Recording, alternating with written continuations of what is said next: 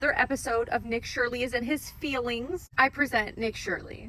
So Nick Shirley made a whole ranting post saying that California is trying to pass a bill that would criminalize investigative journalism with misdemeanor $10,000 fines, imprisonment, and content takedown. This bill is called AB 2624, and it was made after I exposed all of this fraud across America, only in the 2 states that I hated the most, and not in states like Texas that also has an exorbitant amount of fraud. And under this law they're trying to pass, it would make learning centers protected from being exposed from operations inside California. This is truly the enemy within. I mean, like, how could you just steal a line from somebody else? Now, after we got through his feelings rant of how he thought this bill was about him, I wanted to present the actual facts. First, I would like to introduce Nick Shirley to California's Penal Code 632. Now, this is such an interesting penal code because it really just goes over the things that Nick Shirley was so worried about, and that is consent. You know, the man doesn't know consent. California is a 2-party consent state. Both parties must agree to it with recording,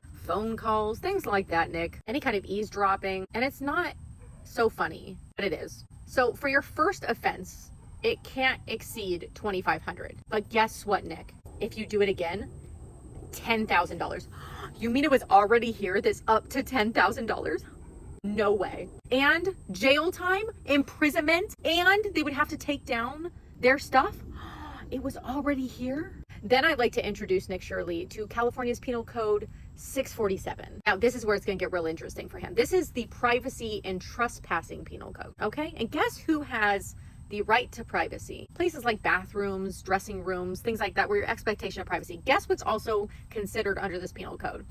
Daycare centers, schools. There's areas within daycare centers and schools in which there is no expectation of privacy, but that is not where you were trying to go. Now, see, there are visitor areas where you're allowed to stand, totally acceptable. Where you were trying to go to see and account for children, or going to hospice centers and invade the privacy of people into their rooms and stuff. And yeah, see, that's a violation of California's penal code because they have an expectation of privacy, and you would be trespassing because daycare centers, they're private property. And that also carries fines and jail time. Now, here's where my favorite one really comes in.